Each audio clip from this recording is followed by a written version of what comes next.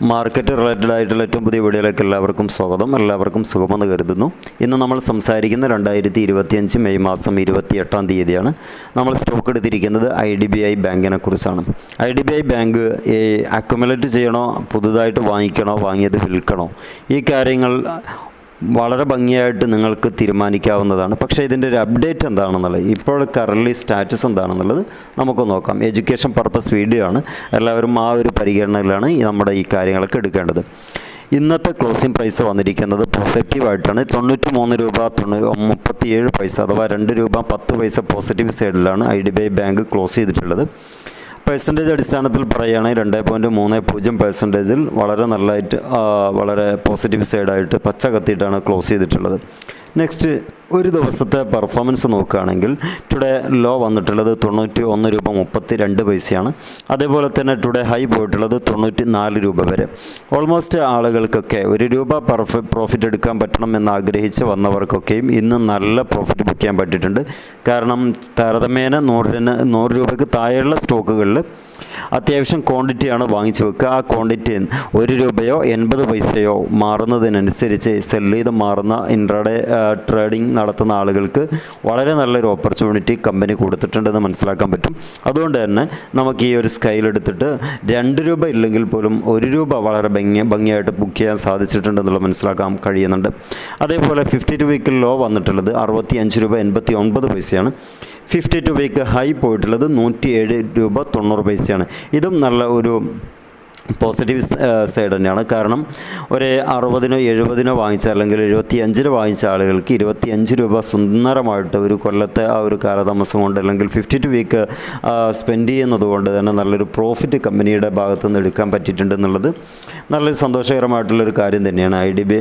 IDBI ബാങ്കിനെ കുറിച്ച് നമുക്ക് പറയുകയാണെങ്കിൽ ഫണ്ടമെൻ്റൽ സൈഡ് മാർക്കറ്റ് ക്യാപിറ്റലൈസേഷൻ 98,126 കോടി രൂപയാണ് കമ്പനിയുടെ ക്യാപിറ്റലൈസേഷൻ ആയിട്ടുള്ളത്.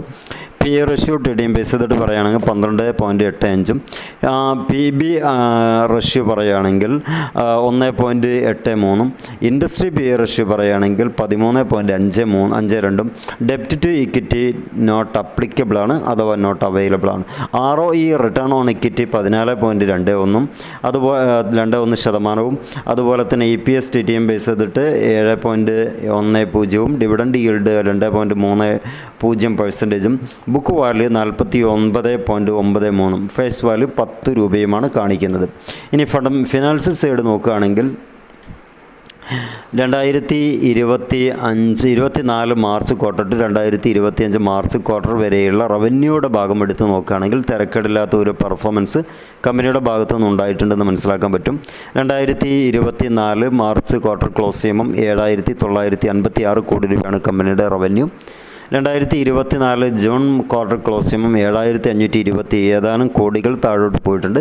പക്ഷേ അത് കാര്യമാക്കേണ്ടതില്ല. 2024 സെപ്റ്റംബർ ക്വാർട്ടർ ക്ലോസ് ചെയ്യുമ്പോൾ 8,813 കോടി രൂപയിലേക്കും, 2024 ഡിസംബർ ക്വാർട്ടർ ക്ലോസ് ചെയ്യുമ്പം 8,629 കോടി രൂപയിലേക്കും, അവസാനമായി 2025 മാർച്ച് ക്വാർട്ടർ ക്ലോസ് ചെയ്യുമ്പോൾ 9,090 കോടി രൂപയിലേക്കും എത്തിയിട്ടുണ്ട് എന്നുള്ളത് ആശ്വാസകരമായിട്ടുള്ള ഓപ്പോസിറ്റ് വളരെ പോസിറ്റീവായിട്ടുള്ള ടെൻഡൻസി നൽകുന്ന ഒരു കണക്കാണ്. 3 മാസത്തെ കണക്കെടുത്ത് നോക്കുമ്പോൾ കമ്പനിക്ക് നൽകാൻ പറ്റുന്ന റവന്യൂയുടെ കണക്ക്. ഇത് തന്നെ ഇയർലി ബേസ് ചെയ്തിട്ട് നോക്കുകയാണെങ്കിൽ ഇയർലി ആണെങ്കിലും തിരക്കേടില്ല എന്ന് നമുക്ക് ഈ ചാർട്ട് കാണുമ്പോൾ മനസ്സിലാക്കാൻ പറ്റും. റവന്യൂയുടെ ഭാഗത്തിൽ ഇയർലി ബേസ് ചെയ്തിട്ട് 5 കൊല്ലത്തെ കണക്കെടുക്കുമ്പോൾ 2020, 21, 22, 23, 24, 2020 കമ്പനി സാമ്പത്തിക വർഷം ക്ലോസ് ചെയ്യുമ്പം 25,485 കോടി രൂപയാണ് കമ്പനിയുടെ റവന്യൂ. അതേപോലെ തന്നെ 2021 സാമ്പത്തിക വർഷം ക്ലോസ് ചെയ്യുമ്പോൾ 24,744 കോടി രൂപയും, 2022 23,235 കോടി രൂപയും, 2023 കമ്പനിക്ക് 25,167 കോടി രൂപയും, 2024 അഥവാ സാമ്പത്തിക വർഷം ലാസ്റ്റ് ആ ഒരു കണക്കെടുക്കുകയാണെങ്കിൽ 30,370 കോടി രൂപയാണ് കമ്പനിയുടെ റവന്യൂ എന്ന് പറയുന്നത്. 1 by 1 ആയിട്ട് നല്ല സ്റ്റെപ്പ് ബൈ സ്റ്റെപ്പായിട്ട് ഉയർന്നു വന്നിട്ടുള്ളൊരു കമ്പനിയാണെന്ന് ഈ സ്കെയിലിൻ്റെ അടിസ്ഥാനത്തിൽ റവന്യൂയുടെ പരിഗണിച്ച് നമുക്ക് പറയാൻ പറ്റും. പക്ഷേ പ്രോഫിറ്റിൻ്റെ കാര്യം ഒന്ന് നോക്കാം. പ്രോഫിറ്റ് ക്വാർട്ടർലി ബേസ് ചെയ്തിട്ട് നോക്കുമ്പം അതും തിരക്കേടില്ലാത്തൊരു സ്കെയിലാണ് കാണിക്കുന്നത്. 2024 March quarter to 2025 March quarter വരെയാണ്. 2024 മാർച്ച് ക്വാർട്ടറിൽ 1655 കോടി രൂപയും 2024 ജനുവരി ക്വാർട്ടർ ക്ലോസ് ചെയ്യുമ്പം 1739 കോടി രൂപയിലേക്കും ഉയർന്നിട്ടുണ്ട്. 2024 സെപ്റ്റംബർ ക്ലോസ് ചെയ്യുമ്പോൾ സെപ്റ്റംബർ ക്വാർട്ടർ ക്ലോസ് ചെയ്യുമ്പോൾ 1849 കോടി രൂപയും 2024 ഡിസംബർ ക്വാർട്ടർ ക്ലോസ് ചെയ്യുമ്പോൾ 1929 കോടി രൂപയും 2025 മാർച്ച് ക്വാർട്ടർ ക്ലോസ് ചെയ്യുമ്പോൾ 2072 കോടി രൂപയായിട്ട് ഉയർത്തിയിട്ടുണ്ട്.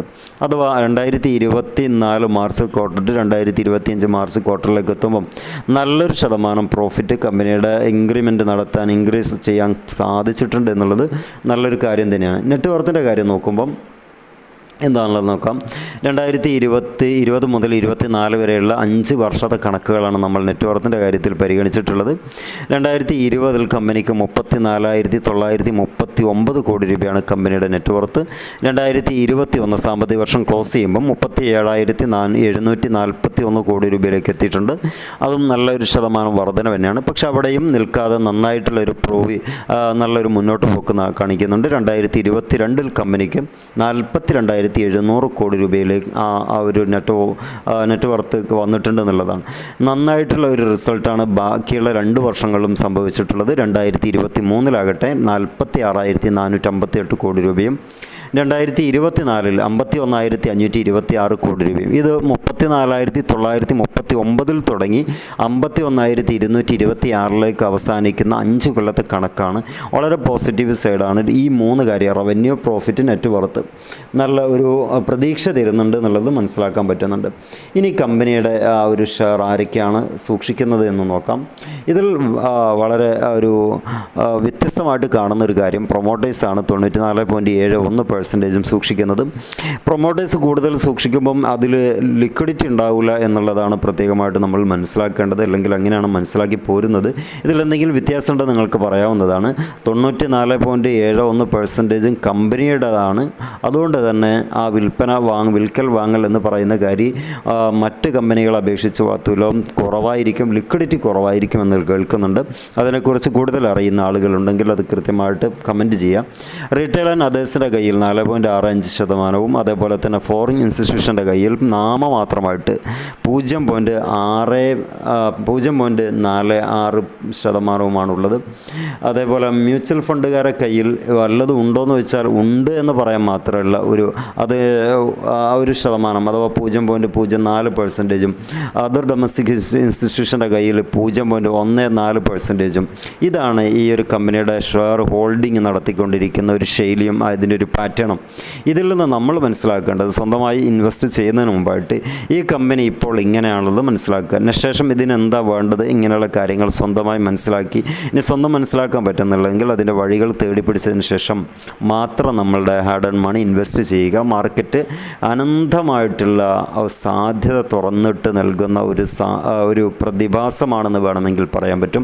അതുകൊണ്ട് ഇത് തന്നെ എടുക്കണം, എന്നാലേ ഞാനിത് രക്ഷപ്പെടുള്ളൂ എന്ന ചിന്ത ഒരിക്കലും അർത്ഥപൂർണ്ണമാവില്ല എന്ന് ഒന്ന് റിക്വസ്റ്റ് ചെയ്യാണ്. കാരണം അനുഭവിച്ച എത്രയോ പേരുണ്ട് നഷ്ടപ്പെട്ടിട്ട്. അപ്പോൾ എല്ലാവർക്കും നല്ല ട്രേഡിംഗ് ദിനങ്ങളൊക്കെ ഉണ്ടാകട്ടെ എന്ന് ആശംസിക്കുന്നു. Wish you all the best. Good bye.